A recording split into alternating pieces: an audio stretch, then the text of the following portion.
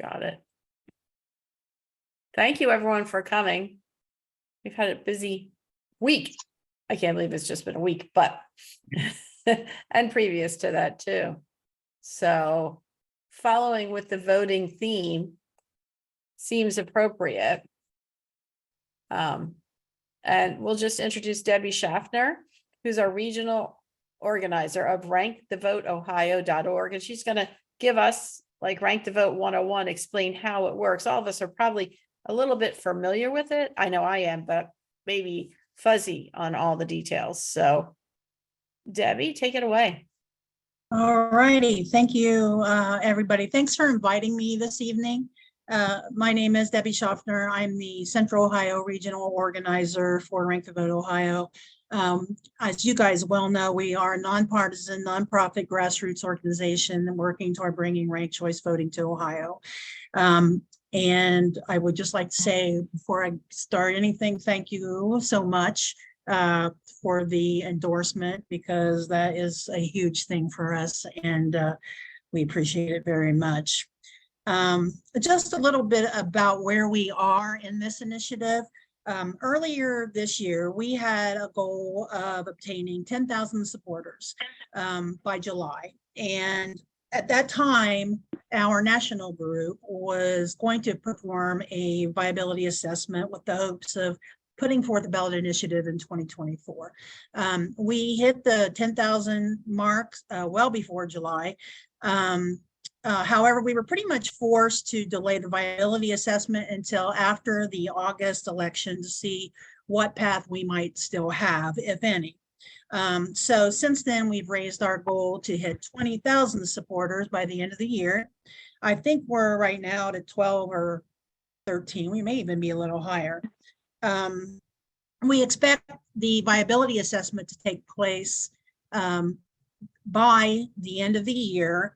And then now we are planning for the ballot initiative to occur in 2025. So in the meantime, we are just reaching out to groups such as yourself to explain how ranked choice voting works, along with its benefits, in order to prepare for 2025. So it's important to know that ranked choice voting is not new, and it's being used in many cities across the country, and and several states have implemented it. Alaska and Maine, notably, have both implemented it, and most recently, Nevada voted to implement it statewide as well. They do have to go through another election before they can actually implement it. I also just want to mention that because I get a lot of questions about this, that ranked choice voting can be used in a variety of different ways. So when you're thinking about a primary and a general election, Alaska actually has an open primary that is not ranked choice, and then the top 4 go to a ranked choice general election. In Maine, they have a closed primary, but it is ranked choice. And then they have a ranked choice general election. So you can have ranked choice as your just general, both primary and general, just primary, however you want to do it. Our ballot language obviously is not written yet. And that's going to be a topic of discussion as to how we are going to propose it. It's probably going, there's a variety of things to take into consideration. I think a lot of us have our preferences, but it's also going to we're going to also have to look at what would be the most likely to pass when it comes to that time. So we may have to, sacrifice a little in order to get it to pass. But I think that's important, because especially sometimes during this presentation, I talk about it being in the primary, I talk about it being in the general, and people are like, well, wait a minute, is it both? Is it just one? So you can see it can be a mixture of the two. So I'm going to be talking today about our current voting system and the problems that we see with it and our offer of a solution. So problem number 1, the low turnout in Ohio primaries. Only about 20 to 25% of registered voters vote in the primaries. And this is not just an Ohio problem, it is a national problem. Ohio, as you know, uses a semi-closed primary system, meaning as you well know that in order to vote, one must declare a major party when they go to their primary. The number of unaffiliated voters in Ohio is significant. In 2021, it was 78%. So the voters in the primaries tend to be on the extreme ends of both parties. Now, I'm not calling them extremists by any stretch, but they are the more motivated. When it's only 20% of the voting population, you know it's the more motivated people on the right, the more motivated people on the left who are voting in the primary. So the primaries, it sets the stage for a more extreme candidate, either right or left, to reach the general election and attain office. Now, on the general election, in the 2016 general election, almost 45% of the country did not vote. There were a variety of reasons cited for that, but I would call your attention to number 3. I didn't like any of the candidates. I know that I heard that daily in 2016, and I'm sure you did too. Of the 55% of the voters who did vote, that over 10,000 or 10 million of them voted for somebody other than Clinton or Trump. So I want to go back to the primaries and ask, do you see any correlation here? You've got 20% of the people voting in the primary, voting in the more extreme candidates, and then 45% not voting because they didn't like the candidates, and an additional 10 million who voted for somebody else. And what if you voted early? At one time, there were 29 candidates running in the 2020 Democratic primary. If you voted early for one that dropped out of the primary day, out before the primary day in Ohio, you lost your vote. It was just a wasted vote. So if you had been using ranked choice voting, you might have had the opportunity to have had a second choice. And additionally, some of the candidates that dropped out may have stayed in if they knew they were a strong second or third choice for a lot of the voters, because those second, third votes are very, very important. So remember this. This is a textbook example of what we call the spoiler effect. George Bush and Al Gore were the front runners in a close race in Florida, but neither had the majority. Exit polls showed that Nader voters would have voted for Al Gore had Nader not run, but Gore loses because Nader runs. This would not have happened with ranked choice voting because Nader would have been eliminated and his second place votes would have been redistributed. And I will show you how that works in just a few minutes. And it's very important to remember that ranked choice voting does not favor any political party. Here's another example from 1992. So in this case, Ross Perot is the spoiler. Under a ranked choice voting system, Perot would have been eliminated, and arguably his second place votes would have most likely been shifted to George Bush. Now, that's coming under some fire lately that we're not sure really where Ross Perot's votes would have gone, but it does set up the case that it can happen to either party, and it does not, ranked choice voting does not necessarily favor just one party or the other. There are two takeaways particularly that I like people to take away from this presentation. One is that ranked choice voting does require a majority to win. I always tell people when I'm canvassing, you can win right now with 35% of the vote, not great representation. So the majority rule instead of a plurality system is what we advocate for. Also, the second takeaway is that ranked choice voting helps to mitigate the spoiler effect. Why is that important? Well, it allows third-party candidates to run without fear of criticism. It allows third-party voters to vote their conscience. So, third-party voters have dealt with this. What do I do? Do I vote for the people who who vote my conscience and the people who I want to see win? and waste my vote because I know they're not going to win? Or do I just settle for my second choice and know that my vote counts? With ranked choice voting, you don't have to make that kind of a decision. So you'd think that incumbents or that policy would be the greatest factor in getting reelected in this country, but the truth is that it is actually incumbency. It's nearly 90% of the time. Why is that? Mostly because of perceived electability, name recognition, and fear of losing to the other team. And you can pretty much read that as being fear of losing to the other party. Andrew Yang was in town a few weeks ago, and I got to meet him, and he talked about how Congress's approval rate right now is about 20%. Yet they just keep getting reelected. So if you think about it, if you owned a business with a 20% approval rate on Yelp, how long do you think you'd be in business? Yet for some reason, these guys that we are not in favor of all, we just keep electing them in.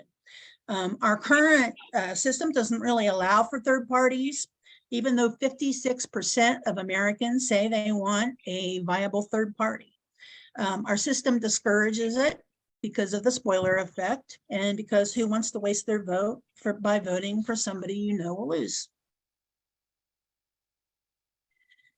So in summarizing our pick one voting system, current voting system, our pick one voting system is failing. And you can read through these, but again, it has to do mostly with freedom of choice, vulnerable to spoiler outcomes, undermining the wishes of the majority of people, helping divisive candidates to succeed in a crowded primary field, and feeding division. And that's a lot of what ranked choice voting is. It's a lot about bringing civility back and less divisiveness. So what is the solution? Of course, we believe it's ranked choice voting. So here you have a ballot that you would see in any ballot box if you went into one today. All the candidates are listed and you would vote for just the one candidate. This is what your ballot would look like under ranked choice voting. You have the same candidates, but you will just rank them. It's very, some people think it's too complicated. It's really not. It's just, who do you want to win? That would be your first choice. If your first choice can't win, who would be your second choice? And so on down the line. I have a lot of people ask me, do you have to rank everybody? No, you do not. But if you do not, then you kind of lose your voice, because if your first choice gets eliminated because there was, and we're going to go through this, but let's just say you had a crowded field and nobody reached the majority. So now we have to go into an instant runoff. If you only voted for one candidate and they were the ones that eliminated, you've now lost all your votes. So ranking them is definitely to your advantage. So let me go to the next one. So how does ranked choice voting work? Now, I don't know, you guys might all have a good idea about this. I apologize if it is really elementary to you, but I'll go through it really quick, or not if you want me to hang on. So ranked choice voting is a majority win system. So reaching the majority can come about in two different ways. If there's a majority vote in the first round, it's over, just like now, no difference. But if no candidate has a majority after the first round, then we do what is called instant runoffs. So here's an example. The person on the left has the majority support in the first round. Election is over. She won, I think it's a she, won with 55%, and that was enough to make her the winner after the first round. But what happens if that's not the case? Here we have an election where the top candidate receives only 35% of the vote. So now we have to proceed to an instant runoff. And remember that this runoff is instant. It's not like Georgia where everybody has to go back and vote again. There's no need for a second election. It all happens automatically. So the candidate on the far right received the least number of votes. So now, and they have not reached a majority. So now the person with the least number of votes is eliminated. So the, actually my little thing is hiding it. 9% guy here gets eliminated, and everybody who voted for Mr. 9%er, I'll call him, their second place votes will now be redistributed to whoever they voted for.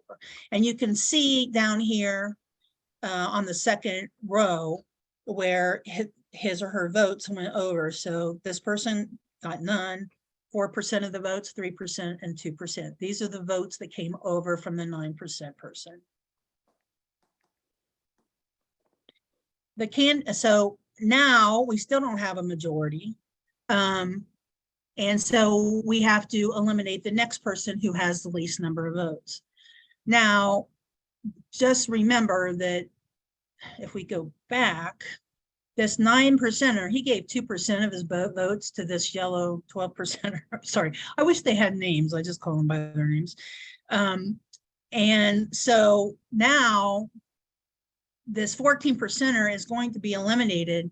Everybody who voted for the 14%er as their first choice, now all their second choice votes will get transferred over to whoever the people voted for as second place.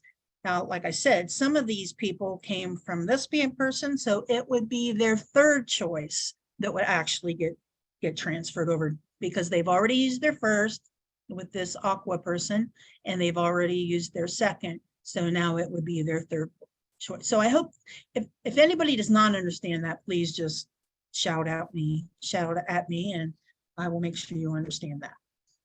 Because that's where I think people start getting lost.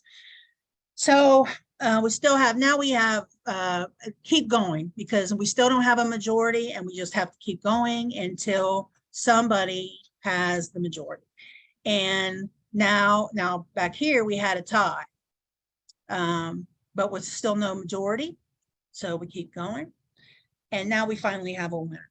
It's not the same winner, noted, that we would have had in a plurality system, but everybody's voices were heard and their vote wasn't wasted.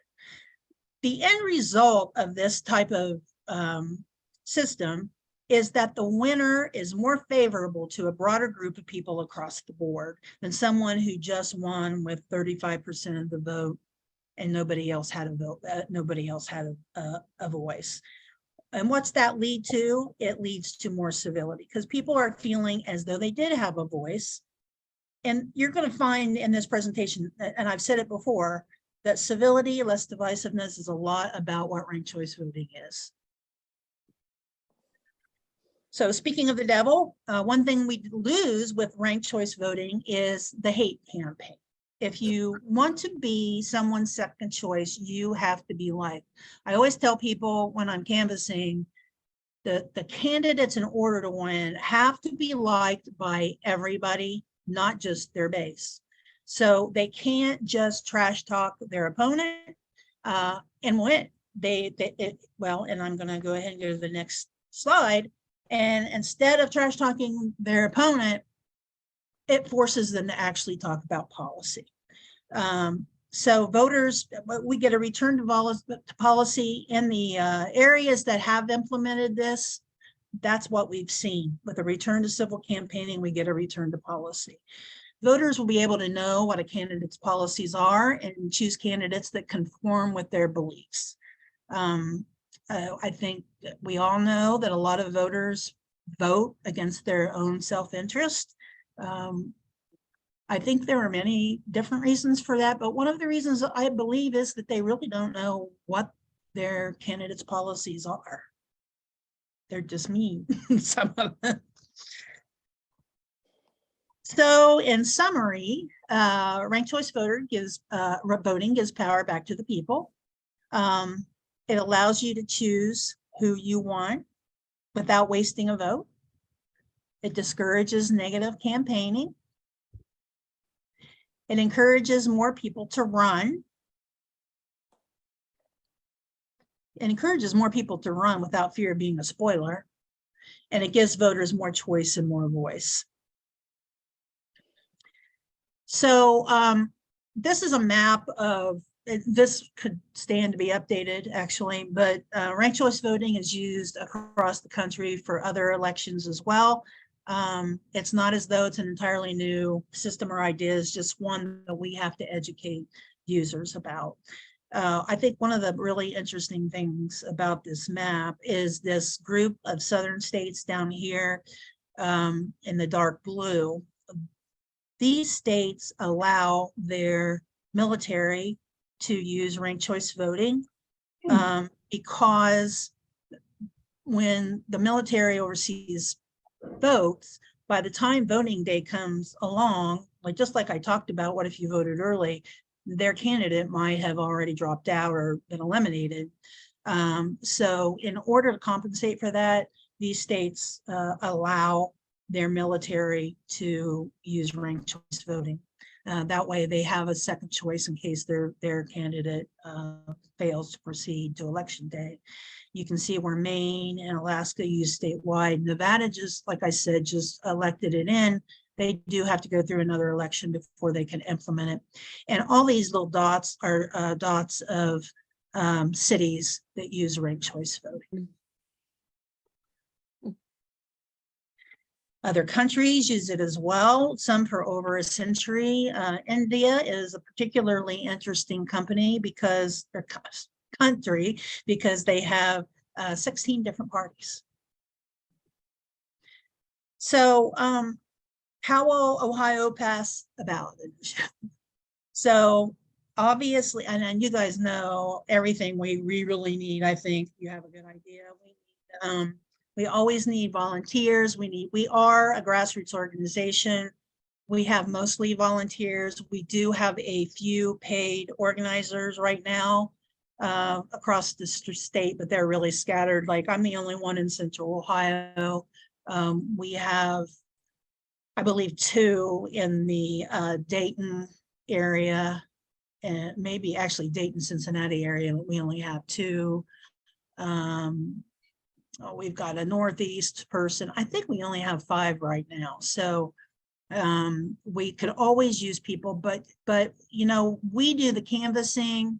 Not everybody likes to canvass. There are tons of things that you can do to volunteer. We can do phone and text banking. Whatever your skill is, we have places for people who like to do tech stuff.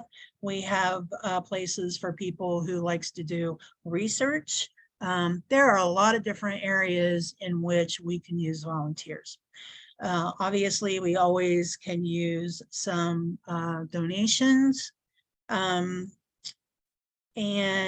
of course endorsements, and you have come through for that. Here is a QR code. I don't know if everybody I'm going to actually, well, I'll stay right here. So a lot of what we talk about at Rank the Vote Ohio is relational outreach. So, you know, talking to your friends, talking to your family, just bringing it up in conversation, explaining it to people, seeing what they think. This QR code, if you haven't already signed up to be a supporter of ranked choice voting and you would like to, you can scan this QR code and it will take you directly to the online petition. And we do call it a petition, but it's not really a petition. It is more of it's part of our viability assessment to show our funder how many supporters we have to do that. So when they're working on their viability assessment, that they know what kind of support we have throughout Ohio already. So that's what this is for. If you think you would like to support us and haven't, if you want to scan the QR code. And obviously, again, to volunteer, this will take, this QR code will take you to the petition, but it's on our website. You can look around at different things. to volunteer, to donate. And actually, I think they ask you that when you sign up to be a supporter.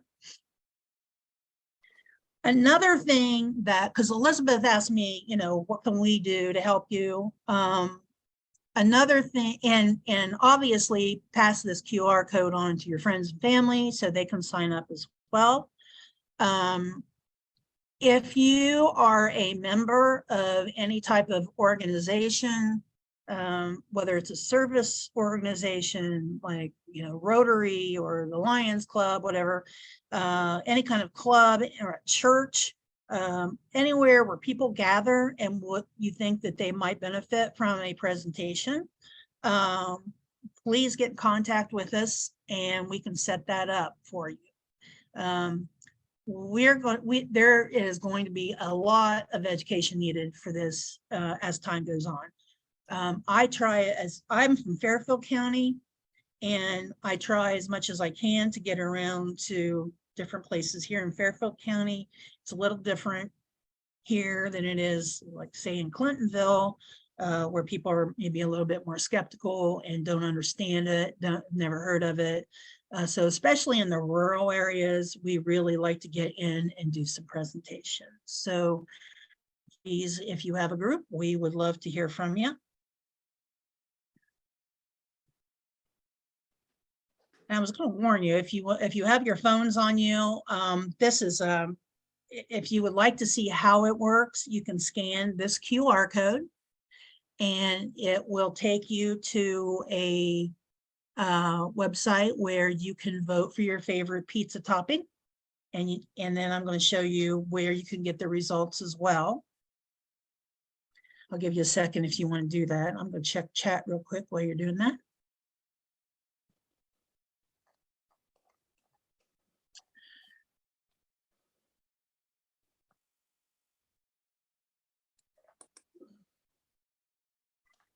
There's one question here. You mentioned a donor. It's not a donor. We have a national group. It's our funder, not our donor. And we have a national group called We Are Rank the Vote Ohio. The national group is Rank the Vote. So it is just our national, it's just our national group. I believe, my understanding is that they're the same group that actually helped Alaska get ranked choice voting implemented in Alaska. And for some reason, I'm not going any further here. There we go. Whoops. There's the result QR code if you want to take a look and see what the results were and how it'll show you when you go there. I think it shows you the different rounds and how it works. I use this on all my presentations that way, because the more the votes, the better.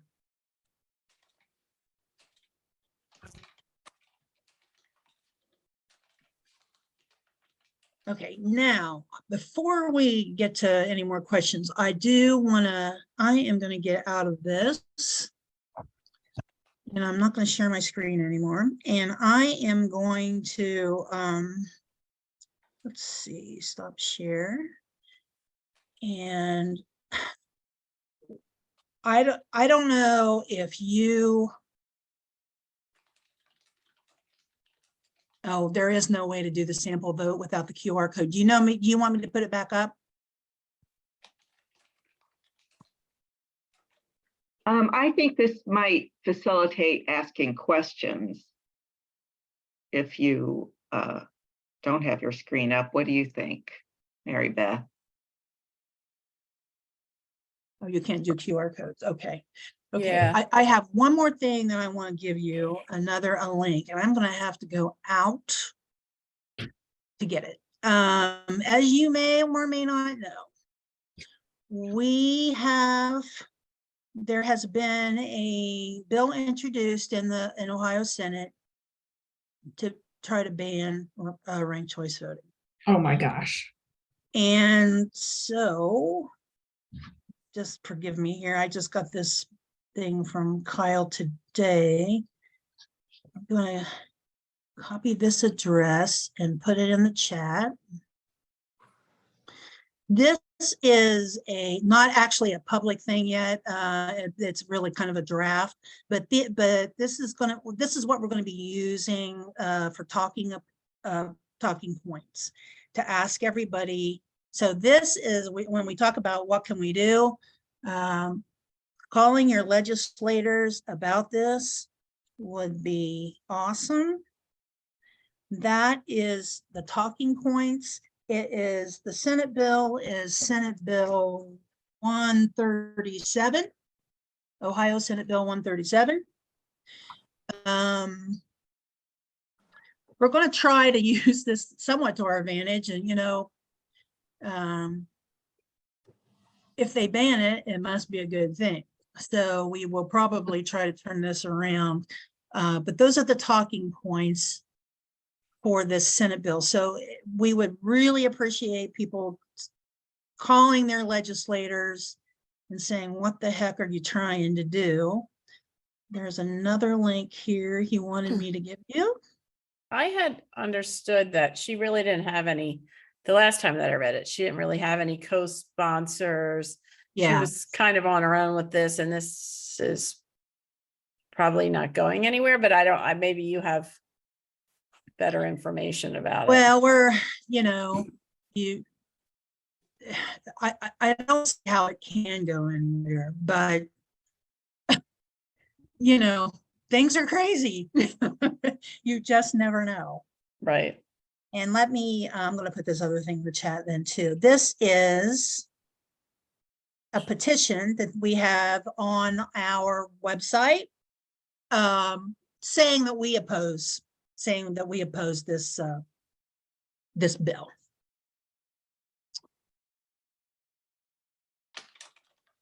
Now, I think she wanted me to go back and share my screen again, so let me do that.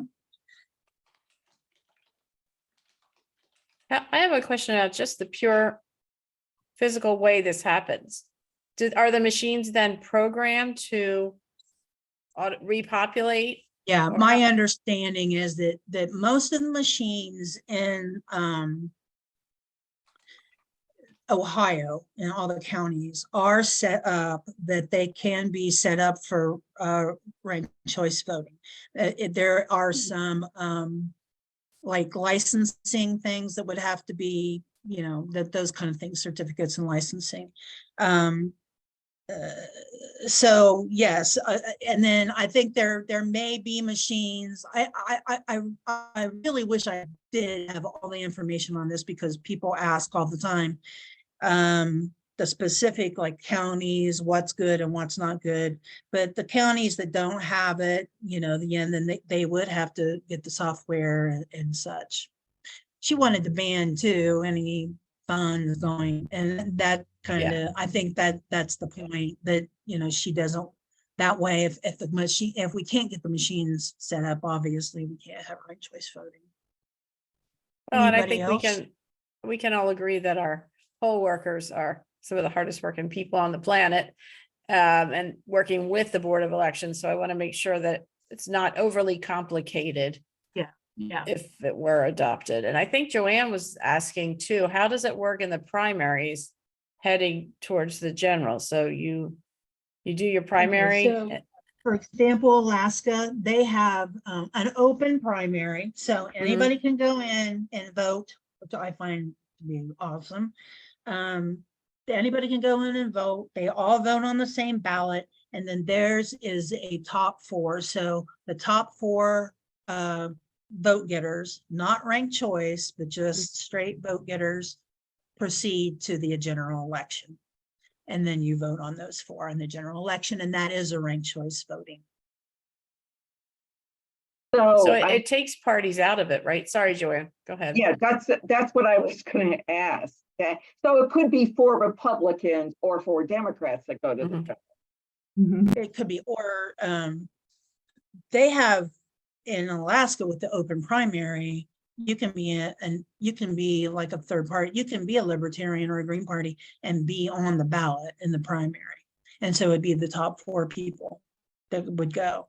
Now, if I switch to Maine, they are actually changing in the coming year, but right now they have a closed primary like we do, or a semi-closed primary, they are switching to a primary where, let me just say what they do right now because it's very confusing. So they have a closed primary. So they're going to take a Democrat, they're going to take a Republican, they're going to send them to the general, but then independents, libertarians, green parties, they can petition then to be in the general election, and then they can compete without fear of being a spoiler.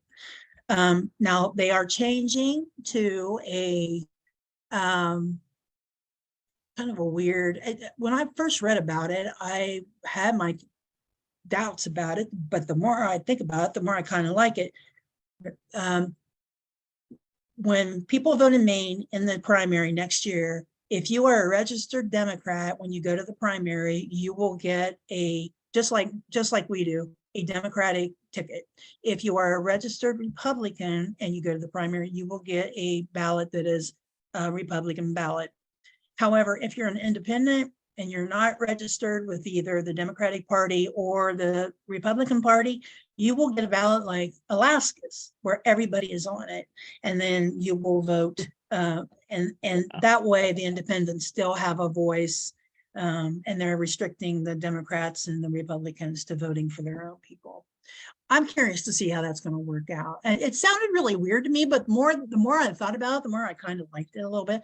But then they go on to, so that is, let's see, that is a ranked choice voting primary. And then they also have then a ranked choice voting general. So I'm sorry, Yes. Debbie. So in the open primary where everybody's on the ballot and everybody gets the same ballot, so the third party candidates, libertarian or green or whatever, they can also get on that same ballot along with the Republicans and the Democrats. Okay. Yes. Okay, but in the closed one, they have to petition to get on the fall. I believe election. so. Yeah, because yes, I believe so. That's right. Okay. And I'm sorry, is your organization doing this for all levels of elections, federal and state? I believe that what they're trying for is state on up for right State, now. no, okay. And we have tried to, in University Heights, they tried to get ranked choice voting in with city council, and that was narrowly defeated up there. But I think that you will see us involved probably in more citywide municipal elections, trying to get ranked choice voting in chartered cities that can decide their own election style. Because I think it's gonna help if we can start at city level and work our way up.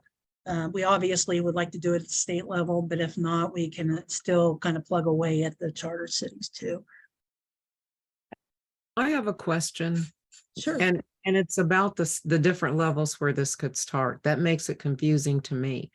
And it's not really confusing. I guess my question is, where does the organization want to take this? How would we get involved? And because so many people don't understand it, I think and over and over.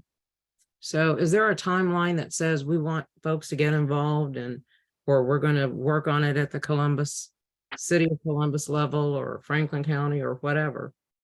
There, as far as the city level, I think that they will continue to work on University Heights.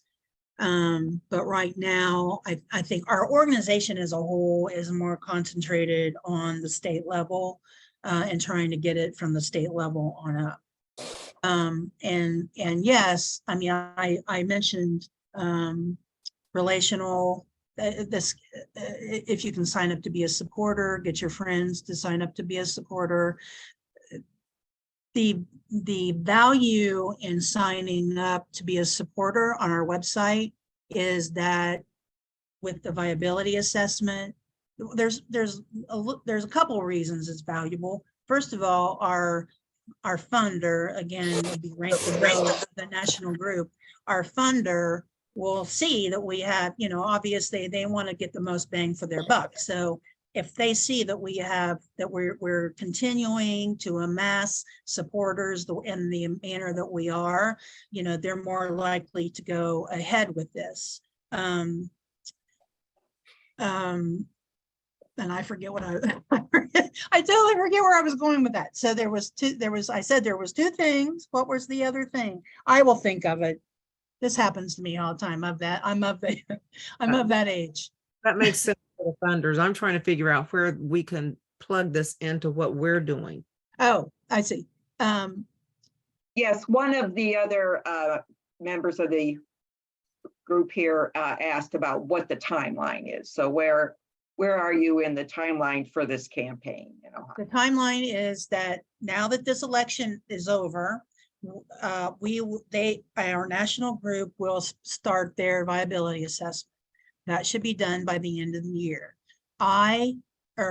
We as a group will continue to canvass and get contact information for supporters. And I just remembered what the second thing was I was going to say. It is that when the time comes, when we have real petitions and we are ready to try to get them signed, we already have amassed 10,000 supporters and hopefully 20 by the end of the year. And so we will have a good start on getting petitions signed at that point. But to back up, the viability assessment should be completed by the end of the year. In 2024, we will be working on, again, just amassing supporters, education. I do some volunteer work for AARP. I'm in their advocacy program. And I pitched this to the advocacy director, and she's not ready to endorse yet. However, she did mention that when the time came, that she would be happy to, they provide a lot of education to the people over 50 years old. So they will do an education program for their seniors about this. So that'll be great if they can get involved.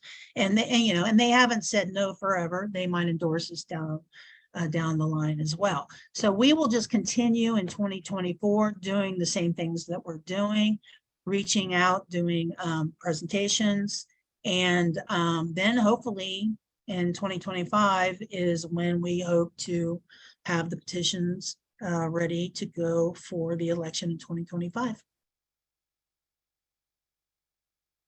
okay, thank you. Do you have any So- other questions from our folks out there? I know our next push that we've been doing is the fair districts.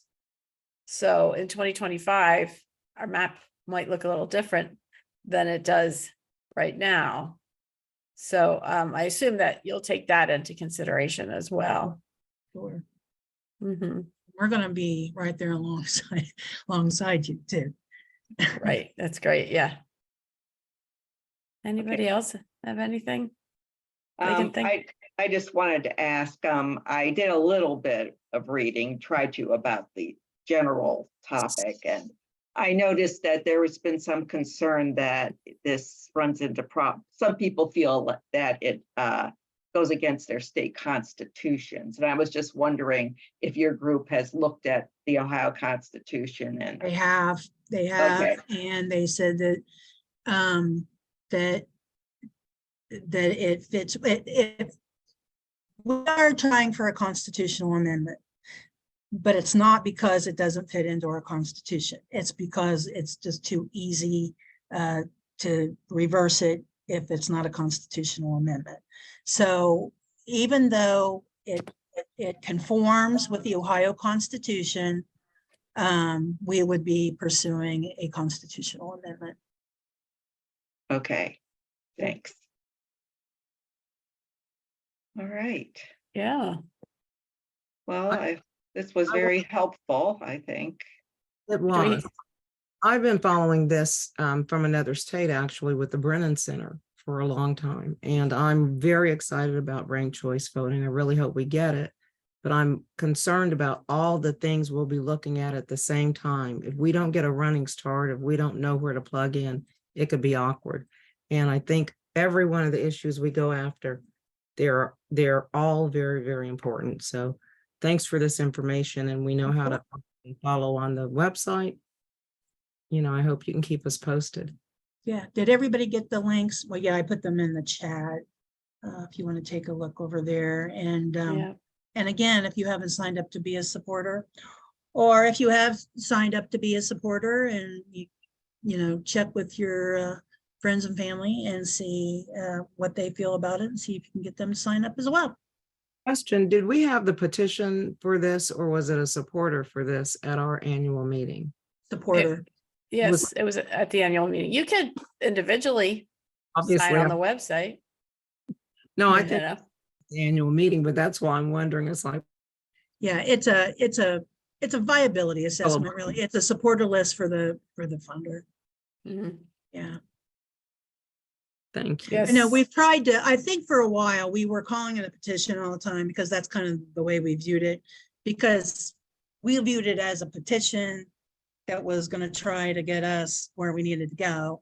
But it really wasn't a petition, and people start calling us out on it. And so I think we've all trained ourselves now to really refer to it as more of a supporter list or a viability assessment. We know about our petitions here in Ohio, so. So, you know, we'll get our Yeah. clipboards out. Yep. Right. And Mhm. there's going to be a lot more of that for the next year too. so, Right. Exactly. Yeah. Well, Debbie, we really appreciate your time. Thank you for coming and talking with us. Thanks so much for having me. And if you have questions, go to rankthevoteohio.org. And I was telling Debbie before the meeting, there's a YouTube video that's really cool. It has Post-it notes. That, I don't know why, that helped crystallize it in my brain of what happens exactly. There's another So- one out there about, and I didn't know this until recently, that when they vote on the Oscars are actually picked by ranked choice voting. And there is a YouTube out there about that as well. That's a good connection too. Yeah. Yeah. People can relate to that. Right, exactly. Okay. All right. Well, thanks, everybody. Appreciate you Yeah. coming. Yes. Thanks so much. Yeah, And we might be seeing you again someday, Debbie. So. right. And I'm sure hopefully you everyone will, visit. be a little more rested. I'm sure you will.